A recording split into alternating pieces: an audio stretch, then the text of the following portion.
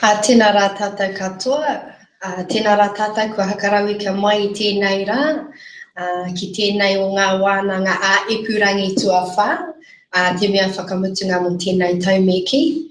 Me mehi ka tika ki ngā kaitautoko I nei momo wānanga, ara ko ngā pai o te māramatanga tira, ko mai te kupunga tira, anō hoki ko te matapunenga o te kotahi rauatahi ko te raumatatini e hāpaitia nei I tēnei momo kaupapa.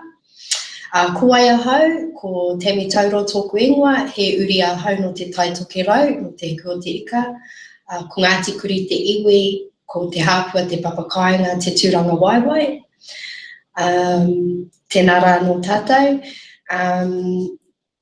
Just would like to welcome everybody today to our fourth and final webinar installment. Again, would like to thank our sponsors and supporters, Ngā Pai o te Māramatanga, in particular Mai Te Kupunga, as well as Te Matapunenga o Te Kotahi in partnership with Te Raumatatini to deliver these webinars.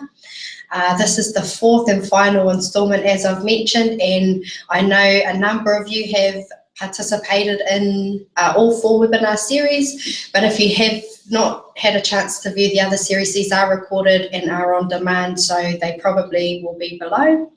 But ka te aki mo tēnei wā, it's a privilege and honour to sit here today with Professor Tahu Kukutai and her kaupapa kōrero today, Data Sovereignty. Kare tōro ngā kōrero, ka tuku atu te rākau kōrero ki aia. So tēnā koe Tahu.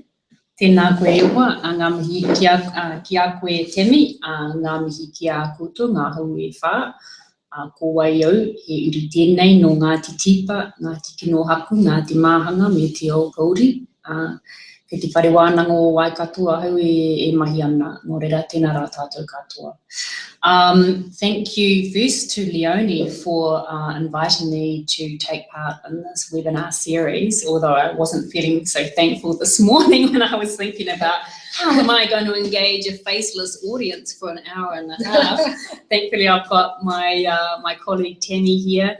Mohi Rua couldn't make it because he was playing tiggy with his children, which now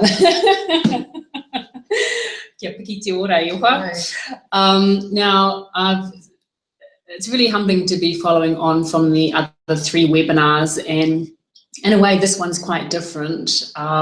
Leonie and Linda have been deeply immersed in their kaupapa Māori theory and methodology for going well on 2 decades now, and I was looking at their webinars and thinking how wonderful it is to be able to have that space to reflect over the passage of time and reflect and reinterpret what kaupapa Māori means, given all the mahi o the rangahau that's gone on in those last 2 decades. So this webinar is quite different in the sense that indigenous and Māori data sovereignty in some ways is an emerging area of research, although as I'll talk about, the underlying concepts of data sovereignty have been around for as long as our tupuna have walked the earth. So the kaupapa is not a new one, but the research around it and our kind of contemporary understandings of it are really emerging. So in some ways this webinar will have quite a different kind of feel to it. I also want to acknowledge my colleagues.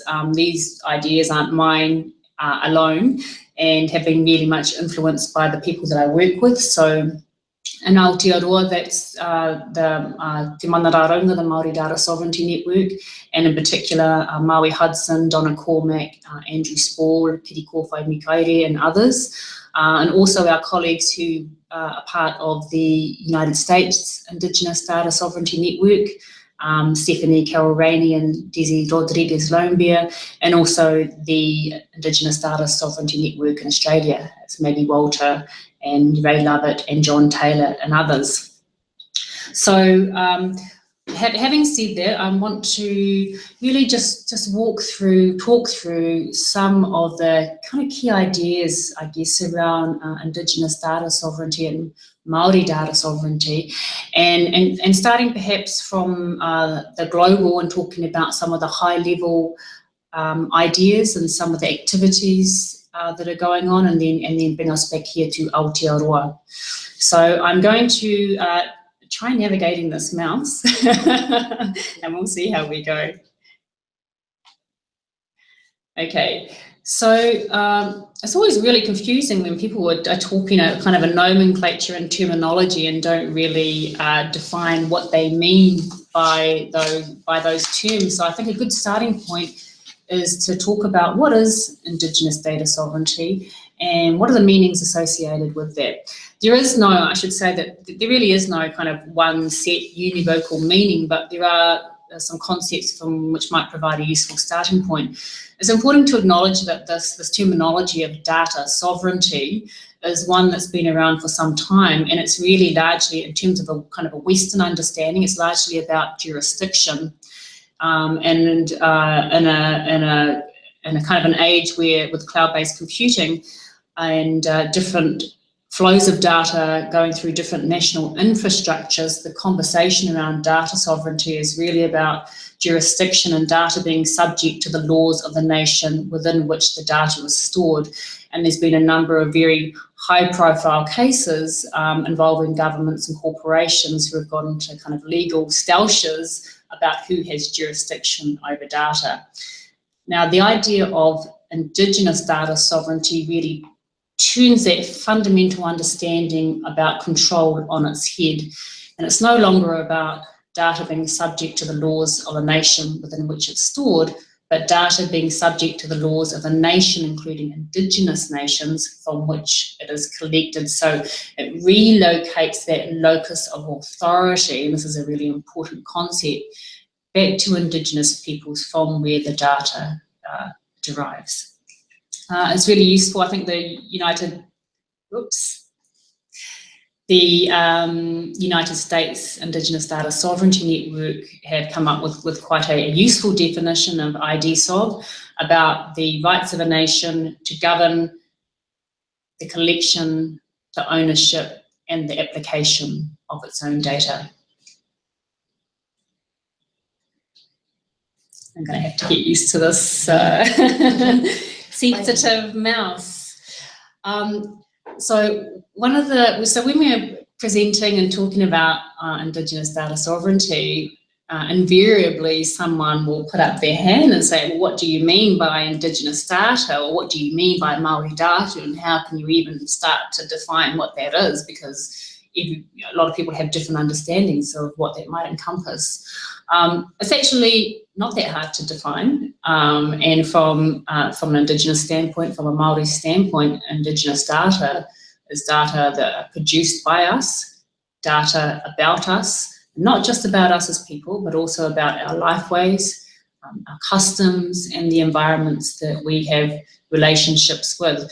So now, whether this is the best definition or whether it's the only definition, probably not. As I said at the beginning, it's kind of still very an emergent research program.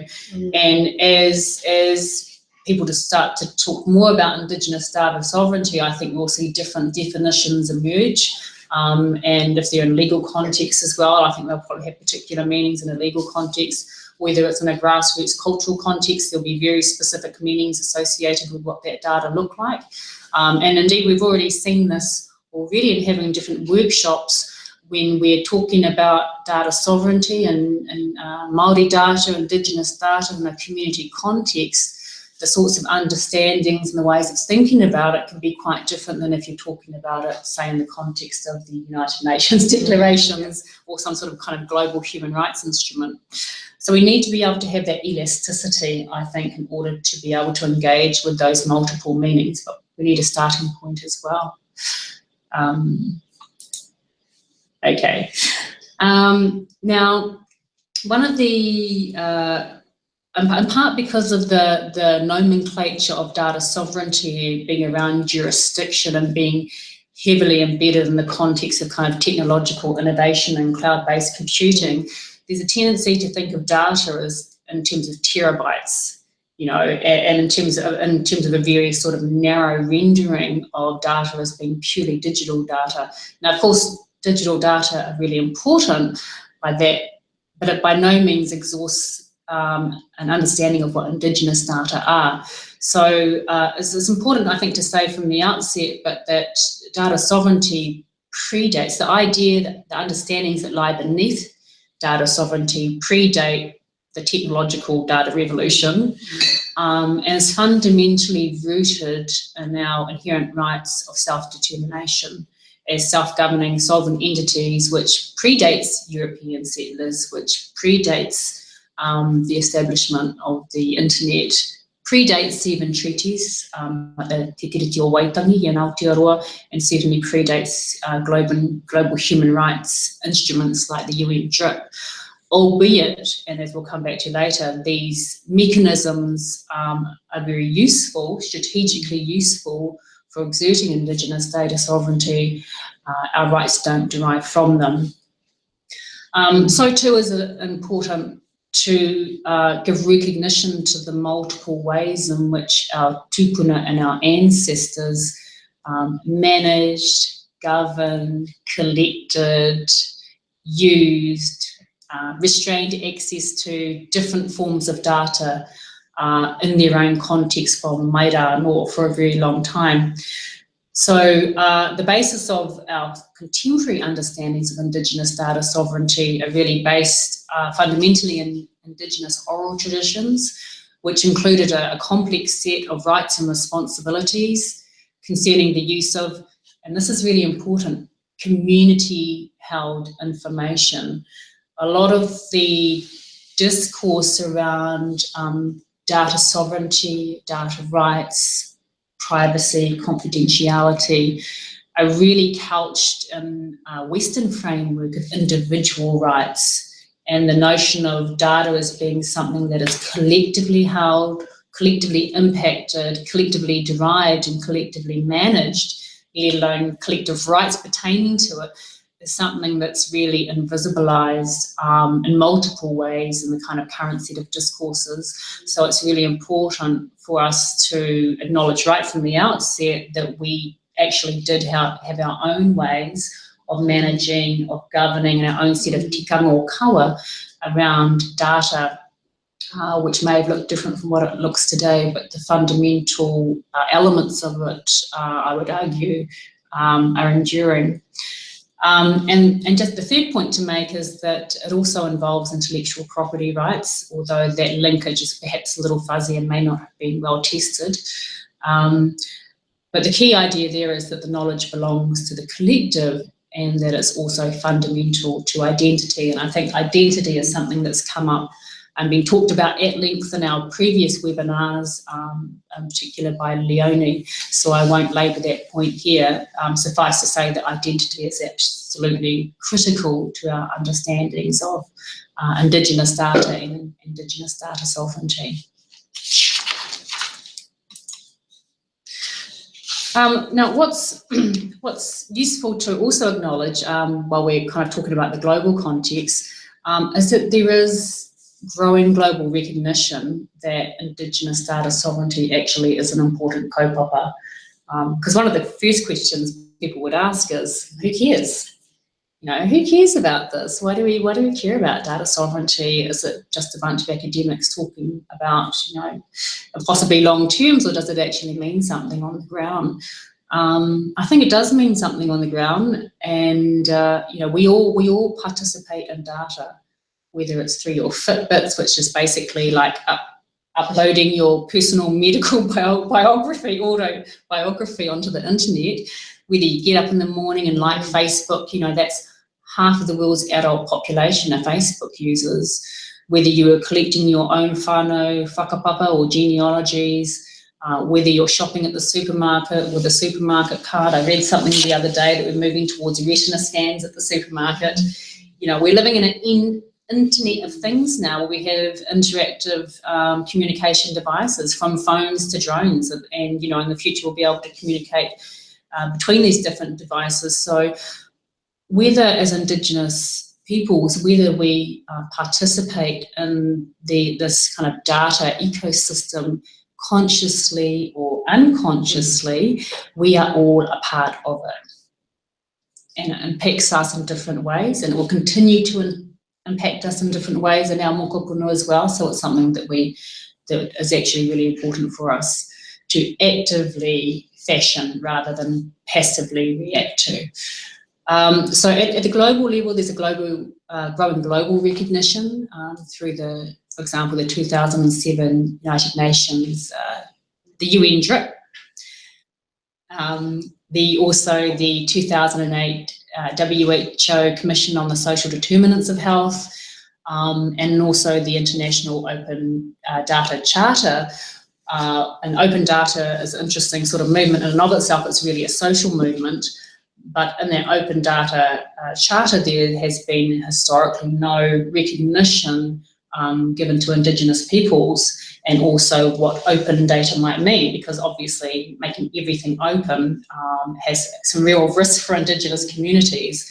And so there's now a move there to have some Indigenous specific mechanisms in that open data charter. So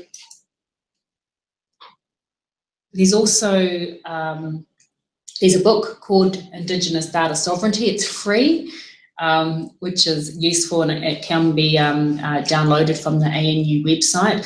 This book came out quite early from a workshop that was held in Canberra, and so there's large aspects of Indigenous data sovereignty which aren't covered in the book. For example, increasingly we're thinking that there's really a need for some robust legal thinking around what this actually means, but there's no legal aspects in that book. But what it does do is provide a really kind of good starting point for imagining what data sovereignty might look like for Indigenous peoples, and it also has some really good case studies in there about what people are actually doing at the grassroots here and now, because communities aren't waiting for academics and policymakers to figure out what data sovereignty is, or to chart a path for what it might look like. They're actually doing it in their own ways already, as they have been for a long time. So it's about acknowledging that as well. So in case you don't have the time to go through and read this book, and it's understandable, I just want to point out some of the key aspects of that book and some of the key findings from it.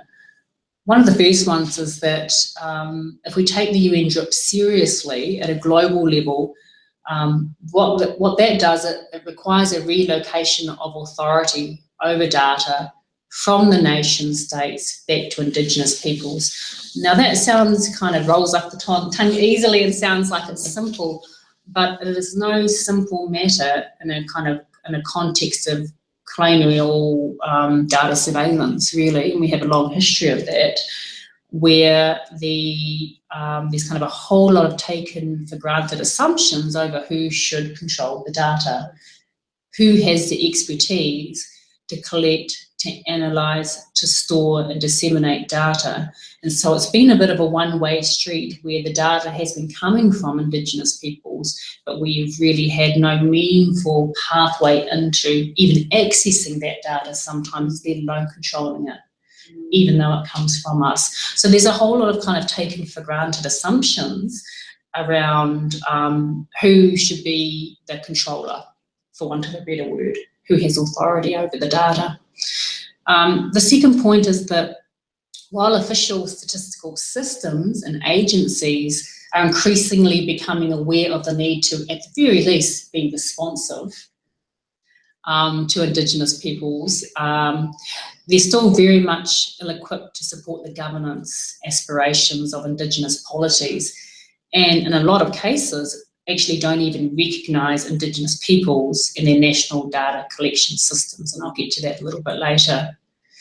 The third point to make is that these kind of national government officers who really collect a lot of data, and the reason why I'm talking about that is because for the most part we're still in a case of data dependency, where we haven't had the resources to be able to build our own kind of data systems, and a lot of the data that comes from us is actually sitting in repositories elsewhere controlled by others. So that's why it's important to give some attention to the way in which these systems are collecting the data and how they're using it, and for the most part are still very much focused on the needs of national governments rather than the needs of Indigenous peoples for whom that data pertains to. So there's some really major gaps there if we're kind of thinking about where the gaps are and what needs to be done. There's major gaps in terms of data governance. There's major gaps there in terms of Indigenous epistemologies for data gathering and analysis, which will look quite different from Western epistemologies for data gathering and analysis. There's a big gap there, although this one here is increasingly, I think, we're seeing alternative models in this space, which is metrics of Indigenous development and wellbeing, particularly in the last 5 to 10 years, have seen some really fine examples of Indigenous development and wellbeing metrics being developed from within Indigenous communities. And the fourth one, where there's a really significant gap, is around those, what are the legal mechanisms for Indigenous data sovereignty in our respective national contexts. Suffice to say, there's been a major regulatory lag in terms of, on the one hand, we've got a lot of data innovation occurring, but if we think about the collective rather than the individual, there's not a lot that we can currently fall back on in the national context as Indigenous peoples and as Māori that protects our collective rights to data. It's all very much framed in the context of individual rights.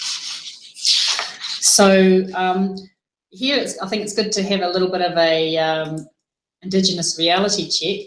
If you go back to that global level, estimated 305 million Indigenous peoples, about 5% of the total world population, but actually almost 1/3 of the world's rural poor, which is using some of the nomenclature of the United Nations. There are actually what we call Indigenous data deserts, and that is a whole range of countries, 55% of the world's countries that actually have Indigenous peoples do not identify them in their national data collections. So there the conversation is not about getting access to the data, it's actually being made visible in those data collections and they're not even recognised. So that's, you know, so there's these major gaps there in terms of not even being recognised as a citizen, yet alone as a Indigenous peoples with distinctive rights and interests. And the UN Rapporteur has talked about the systemic weaknesses in national data collection systems in relation to Indigenous peoples. So if you're kind of thinking about this model of Indigenous data, here we have these massive data deserts where we don't even exist. And then moving on from that, there's data collected, but it's really about us.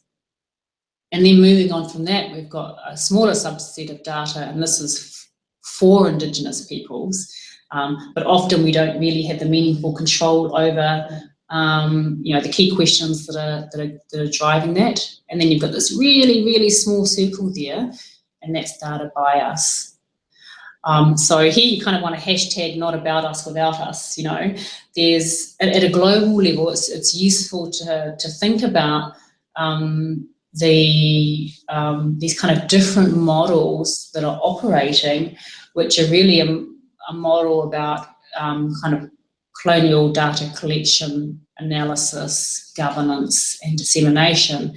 And in the context of Indigenous data sovereignty, we want to move from data deserts, definitely want to move from about us to by us, for us. And that's really the challenge, is how do we get there, you know? And how do we get there in a way which kind of honours our aspirations as Indigenous peoples and takes our people with us.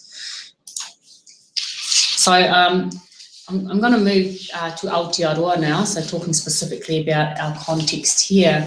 And data sovereignty, Māori data sovereignty is increasingly becoming a significant issue here for a number of reasons. One of them is iwi or tribes wanting access to and possession of data for our own development needs, our own wellbeing aspirations, our own self-determining aspirations. And there's an increasingly demands for that to be met. Now, it wasn't always, you know, the case. As a demographer, I've looked at a lot of historical censuses, for example, And it was really clear in those historical censuses that one of the big motivations for kind of counting and classifying tribes was as part of the kind of colonial ambitions for repression. And then after that, through kind of incorporation, through assimilation. So these were very much kind of state-controlled efforts that had very kind of specific logics, and Māori and tribes were, for good reason, very suspicious of these efforts. And so data collection was not seen as something that was positive. It certainly wasn't seen as something that worked in the interests of Māori communities or tribal communities, and was seen with a kind of a great deal of suspicion, and rightly so, actually. But fast forward to 2017, and in the last 20 years, there's kind of been a turn in that thinking around that relationship with data, for example, with the census, and kind of a shift being that actually this data can be useful. It can tell us, give us a lot of information that is useful for our own internal planning purposes, but also external advocacy. And that the government has a responsibility to actually collect high quality data that's relevant, that's useful, that's accessible. And increasingly the question is as well, is where do Māori have that ability to govern and control the use of that data? Because that's been missing. That's been missing up until now, and it's really important. So there's this call for iwi and Māori governance over iwi and Māori data, and for that to be given due recognition and resource and enabled in a really meaningful way. So some of the groups that have emerged in the last couple of years, Te Mana Rā Raunga, I'm really lucky to be part of this group, which is the Māori Data Sovereignty Network. There's also the Iwi Chairs Forum, which is the Tribal Leaders Forum, who have a data iwi leadership group. And there's also an emerging kind of regional health data sharing agreements, which are increasingly giving recognition to the principles of Māori data sovereignty in terms of how they're sharing their health data. So it's a significant and emerging issue, but there's still much to be done. I want to talk a little bit about Te Mana Rā Raunga. I'm not sitting here today to talk on behalf of, by any means. I'm a member of the network, and it's a wonderful, diverse network of Māori practitioners, professionals, people from communities, from NGOs, data IT nerds who, so it's a really good, diverse group of people who are really passionate about data sovereignty. And what's really great about this as well is, one of the common kind of, I guess, retorts you hear is that, Māori or indigenous people don't have the capability to manage their own data. That, when we look at the Māori Data Sovereignty Network and the huge range of skills and experiences that are already there in our network, that's rubbish. We absolutely have the capability to create our own data systems, to manage our own data systems, to make good decisions about what data should be collected and how that should be used. We have that capability. What's required really is giving up some power and some resources to enable it to happen. So what Te Mana Rā Raunga does as an advocacy network is advocate for Māori data rights and interests, governance, storage and security, as well as access and control.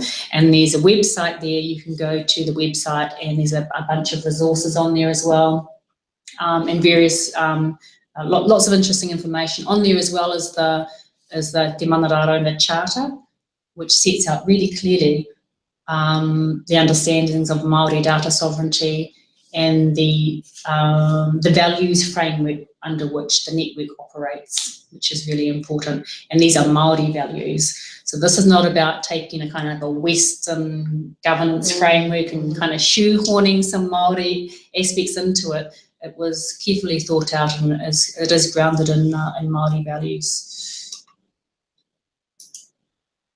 Okay, so I guess taking that earlier slide about indigenous data and unpacking that a little bit in the context of Aotearoa and thinking about what are Māori data. And so we can think about it in a range of different ways, and this is just one way of thinking about it. So one would be data that's from Māori, from iwi tribes, from Māori organisations and businesses. And then there's data about Māori that's generated by others. That's often used to describe or compare us as collectives, and often to not very positive effect, I must say. And there's also data about Māori resources. And so that's our natural resources, and that's around taiao as well. So these are kind of three big sort of pockets of Māori data. But the Māori data ecosystem, we've got to think of a different word actually. Ecosystem is a bit of an ugly word, but I think it's one that kind of will do for the moment when we're trying to sketch out the Māori data universe. It's quite complex. So here we've just tried to, and this was Maui Hudson and Warren Williams, who some of my colleagues in Te Manararonga had put together these kind of different elements of the Māori data ecosystem. So including data that's held by tribal entities, and increasingly in a post-settlement context, we're seeing more and more iwi tribal entities, and also they have their kind of own sub-entities, and all of those component parts generate data in some way. It might not all be linked up or joined up, but they're all data creators. And those data are by and large controlled by the iwi tribes and entities themselves. We have, as I said before, you know, from our history, and this will be the same in other colonial settler states as well, that for a long time we've been, as Indigenous peoples, kind of the subjects of colonial data systems. And so to that extent, there's a tremendous amount of data that's come from Māori that's actually still held by government agencies. And I'm not sure what the proportion is. It's quite hard to work out, but it's a hell of a lot. There's also data held by research organisations like the University of Waikato, for example. There's no need to labour the point. I think Linda and Leonie have already covered it. You know, this kind of history of Indigenous peoples being research subjects, and the huge amount of data that's been generated through those processes. You know, one of the really empowering aspects of kaupapa Māori theory and methodology is to be turn that power relationship on its head. And so, you know, any information or data that's collected from communities resides with the communities, and the power relationship between researchers and communities is fundamentally transformed in a kaupapa Māori approach. So the research organisations and the researchers as well are still a really important part of that data ecosystem. Data held by Māori businesses, also by NGOs, and held by other businesses which aren't necessarily Māori controlled. So these are sort of some of the elements of the Māori data ecosystem. There's lots of other elements that aren't there, but this is just an attempt to try and fashion some of the scope, I guess, if you like. Now, we spend a lot of time, like when we're talking about sovereignty, talking about our rights and interests as Indigenous people, as Māori, as iwi, as Waikato, as Maniapoto, as Ngāti Tipa. But somewhere in there as well, we need to have a conversation about control. And the two are interrelated but not the same. And at the moment, there is an incredible amount of data in that Māori data ecosystem, much of which is beyond the ambit of Māori control. So if we think on a kind of a continuum of control, one context where we would have very low control over data that's generated by us would be Facebook. So we know most of our whānau are on Facebook, you know, using it for all different purposes and generating quite a lot of information, and it really wouldn't be that hard to kind of use that social media data to identify actually individuals. particularly given some of the likes. You can use those kind of likes information and marry that with other data to target quite effectively. But in a sense, beyond your kind of individual privacy controls and stuff on your Facebook profile, we as collectives have very little control over that repository of data in a social media context. Then you go to the other end of the continuum, high control and tribal registers. That is a space where the tribe has full control. The national government has no rights to access that data, and there's a whole set of kind of tikanga around how that tribal register data gets used. So you've got the kind of below control and a high control, and in the middle you've got all this other data that's been collected, say from state agencies and NGOs, just as some examples. And in that space there is incredible opportunity really for data governance. Probably not a lot of opportunity in the low control space. In the high control space, I think we probably already have some systems that are well figured out because they're actually already within the control of those tribes themselves. But there's a lot of data in that in-between space where there's a massive gap where we're not governing or having any meaningful say over our data, and that absolutely needs to change. So internationally, there's a lot of amazing stuff that's going on in different countries, and one of the examples of that, so we don't have to do this kind of create the wheel from scratch and try and figure it out ourselves. One of the real benefits is that we have our networks and we have our colleagues and our whānau in other countries who are doing some amazing things that we can actually learn from, and that's always been a key part of the Indigenous data sovereignty kind of networks and movement, is that we share information across. We share our learnings, we share our challenges and our strengths and weaknesses. So we have had a couple of the workshops that Te Manararonga has held, one last year supported by Ngā Pai o Te Maramatanga, and another one just recently which was held at Waikato Tainui College for Research and Development at Hopu Hopu. Both times we've had speakers who are affiliated with the First Nations Information Governance Centre, the FNIGC, and there's the website URL on the bottom there. And so the FNIGC have really been at the forefront of developing principles around not using the language of data sovereignty necessarily, but that's what it is, koera te ahuatanga. That's what's underpinned all their mahi. And they've come up with these First Nations principles of OCAP, which stands for ownership, control, access and possession. And these have become a set of standards that establish how First Nations data should be collected, protected, used and shared. And they are trademarked. And it asserts that First Nations have control over data collection processes in their communities, and that they own and control how that information should be used. So they've set out really well kind of thought out principles and processes for how that can operate in their jurisdiction. Now, the context here is quite different from the context here in Aotearoa, and it's not you can't just take somebody else's principles and lay them over the top of our own context, but there's certainly a lot to learn there, both in terms of how they've done that and how it operates, that we actually might be able to here in Aotearoa learn from, and vice versa. I want to finish with a couple of slides about some of the data risks with how the system's currently operating, particularly, and this is actually in terms of the data that's not within our control, and that's the vast majority.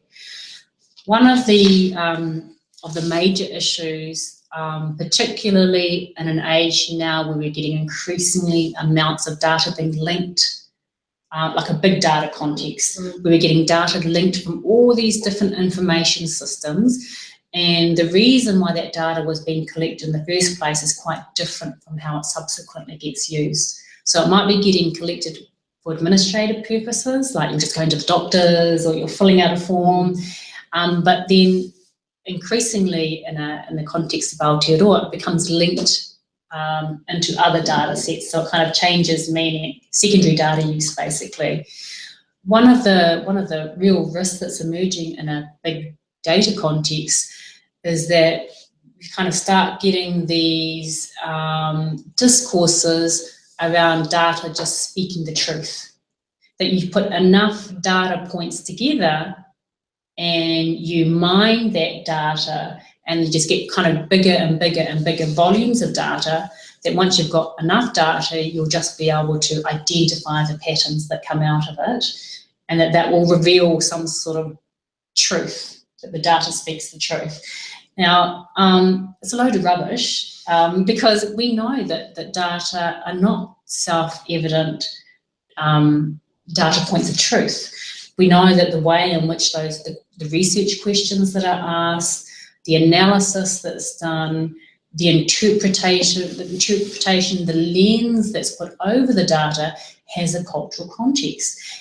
And Maggie Walter, one of our colleagues from Australia, gives these great talks about the kind of 5 Ds of disadvantage and deficit, which is basically the dominant lens that's been put on indigenous data in the context of Australia, and the same is true for Aotearoa, for Canada, for the United States, where those data have been put together to tell a particular story about us. And that story is one that's completely devoid from the colonial context. It's usually about, kind of where we're failing in terms of bad behaviour or bad choices or low intelligence or inherently violent dispositions. There's a number of well-worn narratives that we're all familiar with as Indigenous peoples that are not neutral facts derived from these data points, but they've been socially constructed in a way that's dominated through a particular worldview. So there's a real risk there in the context of, as data becomes more integrated and we get bigger and more data, and we start seeing this understanding of data as speaking the truth, that we just get more fine-grained systems of colonial data surveillance that we become more and more distanced from as it becomes more and more difficult to kind of access those data. So that's one of the risks, is that it's decontextualised, and that those decontextualised stories do real damage to us. They do real damage to us collectively and as individuals. And the second point, and this is one that I've already talked about, is there's also a risk that we don't have any meaningful way to exert control over these data systems, because the data's being physically sitting somewhere else, and all the processes and principles that sit around it and become increasingly sophisticated in terms of security, like protecting individuals' privacy, for example. So become increasingly sophisticated in terms of security and storage, but this is all focused on individuals, and there's no pathway in for collectives with the mandate to be able to control it. Now, OCAP principles, what's so neat about the OCAP principles is they have created a pathway for collective community control of data, and it's very clearly set out. So it's kind of shifted that conversation away from one of just individuals to make communities very central to that corridor. The third one is around content. It's really important that we have culturally relevant information that meets our needs, and that if data is going to be collected from us, that we're the ones who actually have some say over what data we want to be collected. Otherwise, we're just passive participants in data collection exercises. So that content is actually really important as well. Consent is fundamental, and as we move into an era where increasingly we're seeing data being used for different purposes from the original, from when it was originally collected, but you're getting secondary use, you're kind of moving further away from consent. So you might have consented at the first part for your data to be used in a particular way, but you're not necessarily consenting for it to be used subsequent to that, and you may not even know that it's being used in different ways. And so you kind of enter the era of social license, which is a conversation that we've just had here in Aotearoa, which is around kind of gauging how comfortable individuals feel with how their data are being used. and if they trust that their data are being used in a way that doesn't negatively impact them and that it creates some social value, then that's said to, that level of acceptance is referred to as social licence. So they've been running a social licence kōrero here in Aotearoa, and then published in the last couple of months guidelines for social licence and the trusted use of shared data. Now, one of the things that we've said as Te Manara Raunga, as a Māori Data Sovereignty Network, is that social licence is, is an important conversation to have, but for us as Māori, we need to talk about cultural licence, and we need to talk about collective level of comfort over how our data is used, because it's not just all about individuals, and there's cultural considerations there that need to be taken into account. And so there needs to be processes and visibility given to what does cultural licence mean, which is something very different from social licence. And this is something that's probably also relevant for other Indigenous peoples as well in relationship to their data. And the last one is around building capability, and how do we leverage our own skills, our own experiences, what we already know, to build our own internal capability. Because there's been a lot of focus on building the capability of government agencies, but if the focus is always on building the capability of others, we're always going to be stuck in this kind of system of data dependency. So that's what we're, community capability and our own organisational capability and our own whānau capability is really, really important. And what are some of the initiatives that need to be done there in order to make sure that that happens in a meaningful way? Could I wrap this up quite soon? I just want to give this an example of the interpretive lens. And this is an example taken from the census. 1858 was the first Māori census by Francis Fenton, who interestingly enough was a resident magistrate then, and then he went on to become the first judge of the Native Land Court. So he wasn't exactly a disinterested observer when he was counting up Māori. So here you've got this green line here is represents the number of Māori, so it's Māori population in absolute terms. Because of the scale there, which is going from 100,000 to 600,000, you can't really see the magnitude of the actual decline between 1858 and 1896. And if we went back before then to 1840 and before then to pre-treaty, to pre-1840, you'd have the line would be up near 100,000, and you'll see a real sharp decline. And that's one of the kind of the distinctive things about Indigenous demography that sets us apart from other peoples, is our experience of colonialism and the devastating impact that had on Indigenous peoples, which you really don't very rarely see for other populations. And then you see this kind of recovery. And the next one, this is the red line. Now the axis for that's on the right hand side, and that's our proportion as the overall population of New Zealand. So in 1858, if you look on the right hand side, that's 50%. So even by 1858, we've gone from like being 100% down to 50%. And what you see there between 1858 and 1878 is a really, really sharp decline in our proportion as a population. So apart from how many people we had, how many Māori there were, we were also becoming, in a very, very short space of time, demographically outnumbered. And with that, a loss of political autonomy, stolen resources. Well, here we'll just put these. We had invasion, implosion of our tribal economies, which have been well documented now that we were exporting, that we had very lively and vibrant tribal economies, certainly in Waikato. It's something that we've explored in some depth. People say land loss. The land wasn't lost, it was stolen. And it pays not to mince words, I think. Disease, which have been also well documented as part of colonialism.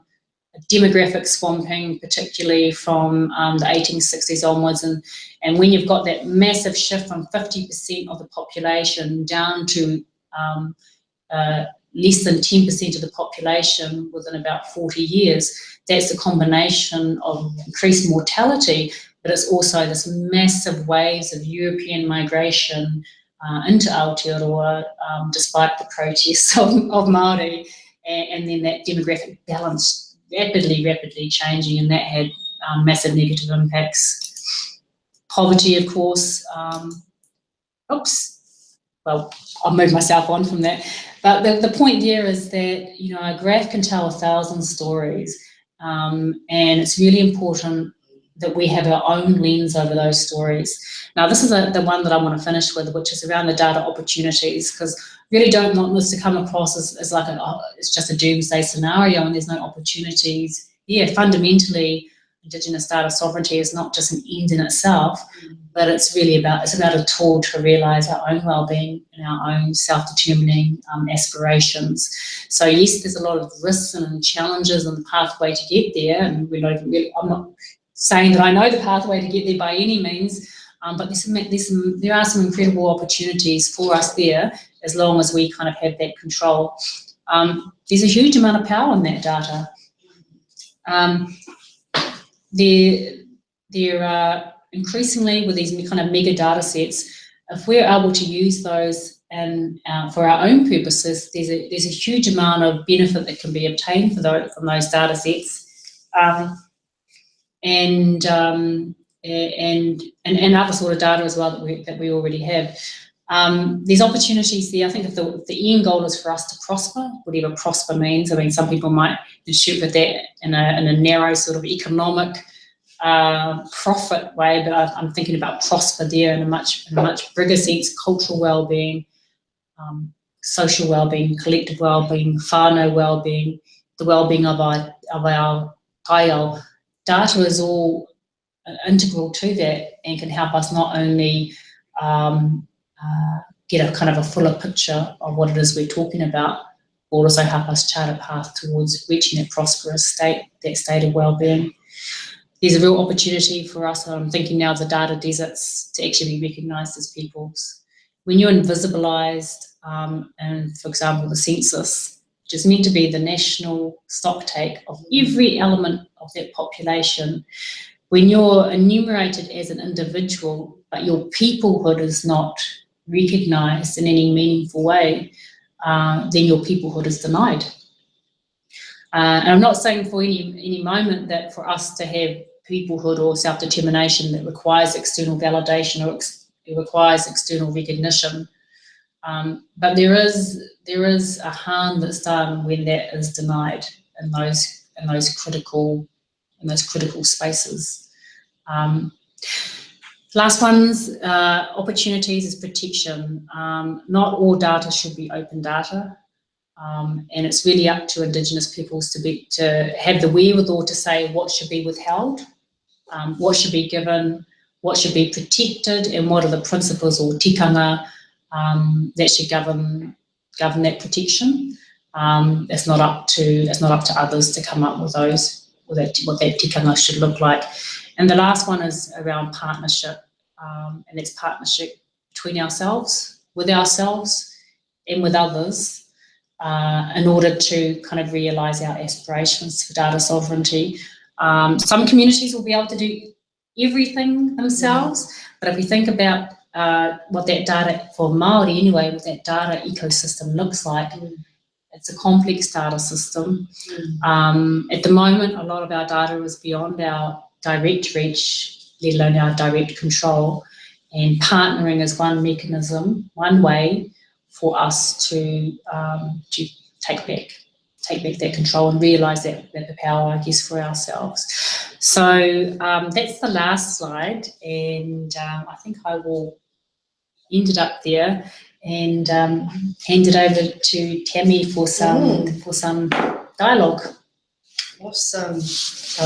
Tēnā koe tahu. Fu rawe katoa ngā kōrero kua puta mai. And just really blown away by some of the pockets and data drops you've done there throughout our kōrero today. I thought as one of the thinking and just taking off from where you've just left us around Indigenous data ecosystems, and recognising that those ecosystems are really complex and the data that sits within them is complex. What do you, and you have covered this in your kōrero, so just recovering, I suppose, what do you see are some of the dangers or the impacts in oversimplifying complex data sets or ecosystems? How do you see the impacts for Indigenous users or owners? Yeah, so I think one of the dangers in thinking about our data ecosystem in a real narrow way is that we might become fixated on one aspect and you kind of miss the wood for the trees, if you know what I mean. Yeah. Now that's different from, I'm not saying that prioritizing is really important, and it can get a little overwhelming because there's so much data everywhere. And so it is actually up to each community to identify their priorities. And it might be that for some, maybe their whakapapa data is their most important data, and that's where the priority should be, and that's where the protection, all the stuff, all the energy might go into that, and that's fine. But from the perspective, I guess, of Te Mana Rāronga as a Māori data sovereignty network, in order to make those sound judgments about where to focus the energies and where to prioritise, you need to have that big overview from the start. Yeah, so you need to kind of know that, have a sense of what that ecosystem looks like in order to be able to develop strategies, I guess. Develop strategies, to develop tikanga, to develop processes to protect or access or control or own or whatever the activity is. But kind of if you go in early and define it in a very narrow way, you run the risk of kind of cutting yourself off from everything else that actually may end up being important. And some of the things around the data is that it changes. The meaning of it changes over time. So something that you thought might have been inconsequential actually ends up being very important, because it's not like it has a fixed, or some does have a fixed, some data might be, important data since time immemorial will always be important data. Some data are like that. Others will change meaning as the context changes. And so we kind of need to be open to that. And that's why having, initially at least, an idea of an ecosystem is pretty important. Starting off as a bit of a mapping exercise, and that will change over time, because none of this is static and none of it is fixed.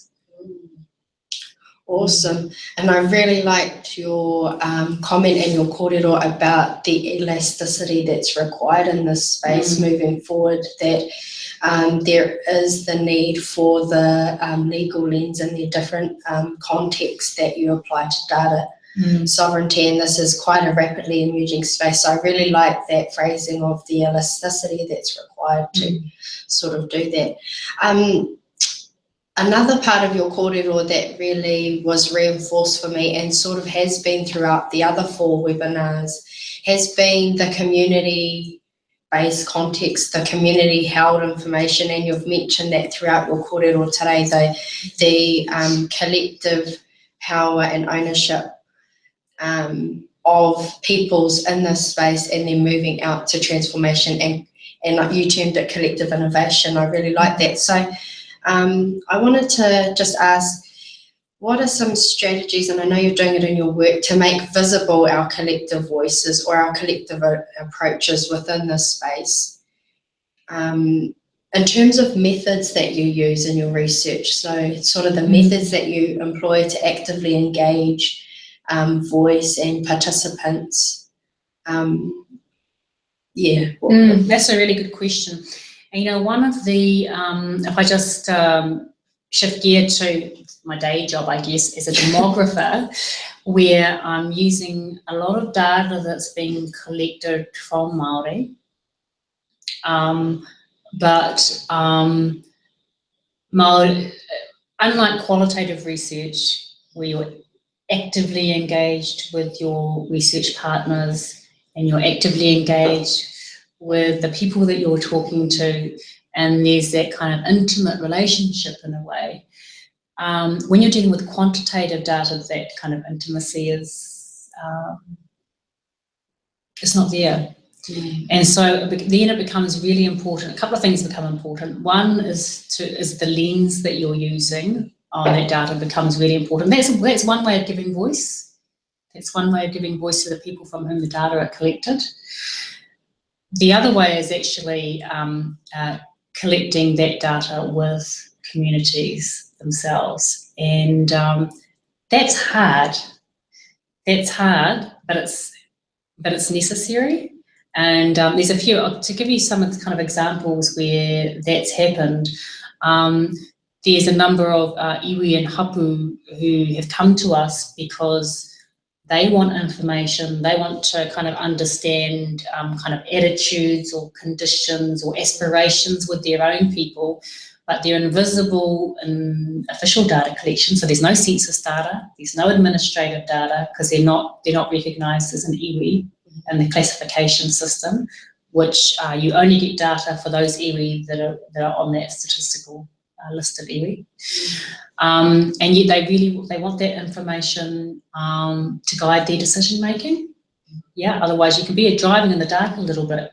So we've developed surveys alongside those hapu and iwi, and the only having done it in different ways, the best way is co-design. So they set out, so the information is collected because it's useful to them. So they decide what they want, and then we offer some technical expertise on how you might ask the question in a way that people will understand it, or might get the sort of information that you want. And then they own the data, they control the data, and we provide some kind of technical input into delivering it and also into analysing it. But always as an iterative process back to them. Does this look right? Does it sound right? Is this gelling with what you already know? Because often these won't be kind of like unknown to them, people on the ground anyway. They have a sense of how things are working, but the survey can provide some kind of confirmation of that. So I guess that's, I've forgotten your question now. No, I knew I was going somewhere with it. But in terms of the methodology, one of the things is too, like, I think I said at the beginning, it's amazing listening to Linda and Leonie talking about kaupapa Māori theory and methodology. 20 years at least, right? And maybe longer than that, has been forming what is kaupapa Māori theory, what is kaupapa methodology, what does inform it, how does that work, what are the benefits that that come from that. With Indigenous data sovereignty, in a way, it's really at the early stages. So there's still a lot to be formed. There's still, in terms of methodology, I think, tremendous opportunity to devise different methodologies, and I think it has to be the plural. Yeah, and I think that will probably look different in different contexts. And I think people are already doing it. They wouldn't call it a methodology, and they might not even call it Indigenous data sovereignty. But through the process of doing that, it's already happening on the ground. Yeah. Yeah. Awesome. Kia ora. And I thought, probably one more question, because I do have like 15 questions. I've got 15 here too, but I thought better bring it down a bit and just sort of ask one more question. So I was really, really encouraged by what you talked about, when you talked about data subject to the laws of the country or the nation, and the mahi that you're doing, and Te Mana Raraunga is about relocating the locus of authority back to where the data arises. That's a really powerful sort of takeaway message for me today. So I just wanted to place that on top of the comment you had around data governance is required at the middle control level of the continuum. So you talked about the different levels of control, and that the middle governance is sort of an area where data governance would be required.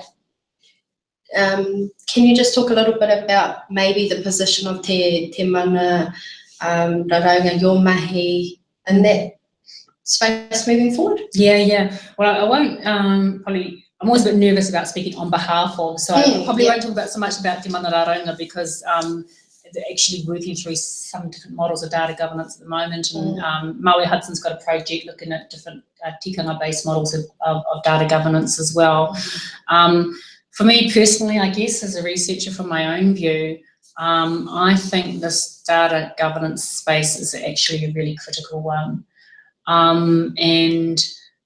mean, ultimately, I think if you think about, makes it easy to concretize.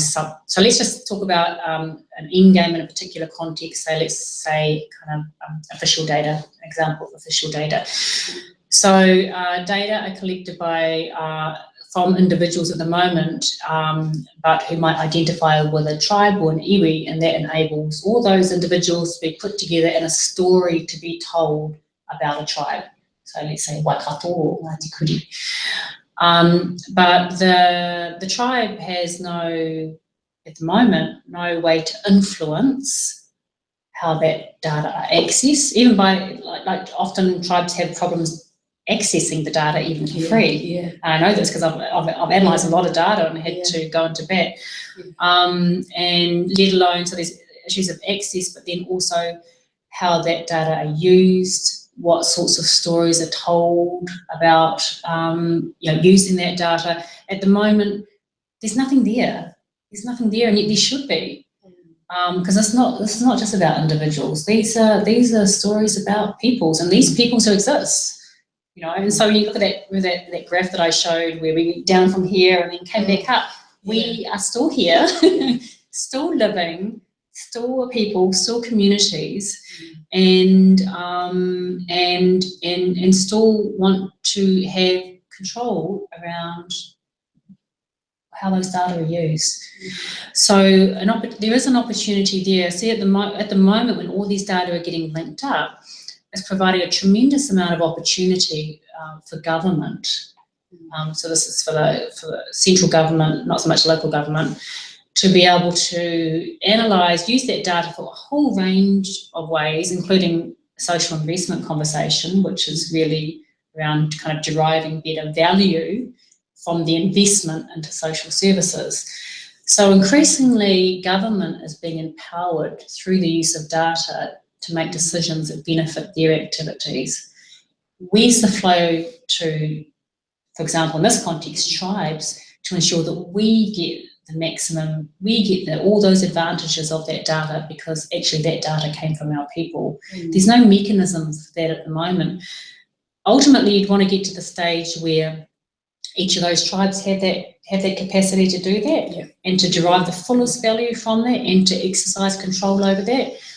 Economically and capability-wise, it probably doesn't make sense to set up all these little siloed pockets all over the country of tribal data centres, but there is probably a big opportunity for a middle space that is direct, and there's no ambiguity, directly accountable back to communities or tribes, and that they have the control. You're just, there's just a middle space, and that's for purposes of storage and security and all those kind of stuff that come along with handling big data sets. But the difference is that it's the interests and well-being of the tribes, and it's the accountability back to them.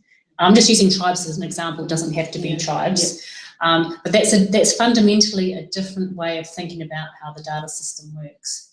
Because at the moment, it's like data in and then doesn't necessarily come back. In fact, it doesn't come back. And we need to shift that relationship so that the data flows back to the people that it comes from. That doesn't necessarily mean taking possession of, because in some ways that doesn't make sense.